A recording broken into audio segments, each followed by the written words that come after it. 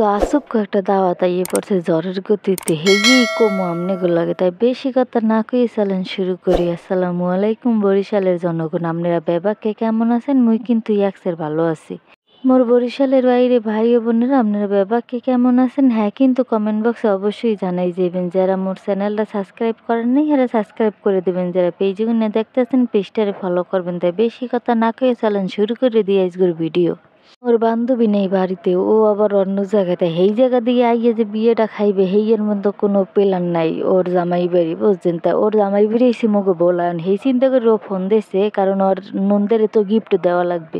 এত তা চিন্তা ভাবনা করে পরে মোরে ফোন দিয়েছে যে তুই যা আমার বদলে যাইয়ে গিফট দিয়ে আর বিয়ে খাইয়ে। আমি কই কি বেটা আমি চিনি না জানি না, এই প্রকার সমস্যা নেই, তোর ভাই এসে তোরে লইয়ে যাইবে। তাই মনে করেন যে সব কিছু 1 ঘন্টার মধ্যে ঠিক হয়ে গেছে।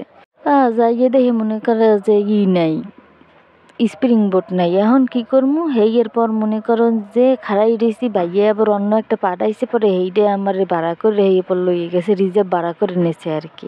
যাওয়ার পরে দেখি যে ওখানে নাচ গান হয়েছিল, কারণ এখানে অনেক বন্ধু বান্ধব আইছিল ভাইয়ার, এরা তো থার্ড জেন্ডার দেখেই বুঝতে পারতেছেন অনেকে, তাই এখানে সবাই নাচ গান করতেছিল। হেইয়ার পর আমি এবার বই বইয়ে নাচ গান দেখতেছিলাম, কি করবো ভালোই লাগে নাচ গান। পরে এখানে গায়ে হলুদ দইল, হেই আবার কতক্ষণ উপভোগ করলাম সবাই মিলে।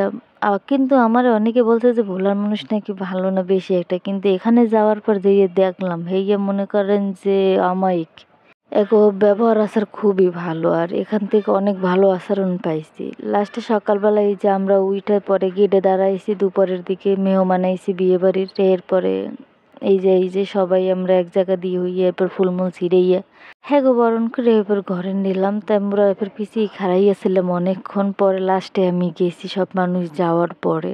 আর এইখানে ওই যে আইনা বসাইছে দুইজনের সাজানোর পরে যে দেখা করার লইকে, যে জামাই আইছে, জামাই একটু দেখা করবো না ইয়ের লিখে। তাই এরপরে যে আমরা সাজাইতে বইছি, অবশ্য সাজাইছি আমি অনেকক্ষণ সাজাইতে যাই। এর পরে মনে করেন যে বের হয়েছি, তাই খাওয়া দাওয়া শেষ করে হ্যাগো কিন্তু বিদায় দিয়ে দিচ্ছি। মোরা সবাই খাড়াই রয়েছি, এখানে তো স্মৃতিকাতর একটা বিষয়।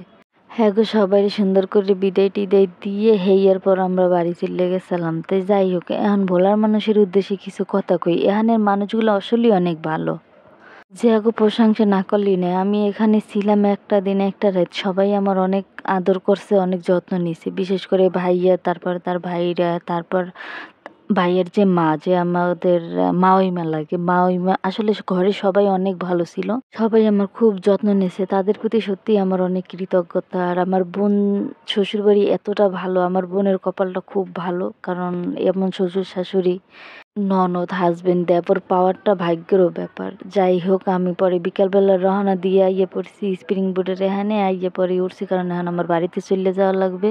আমাকে আরো থাকতে বলা হয়েছে, কিন্তু আমি তো থাকতে পারবো না, কারণ আমার কাজ ছিল, এই কারণে আমার চল করে মনে করেন যে বের হয়ে পড়তে হয়েছে।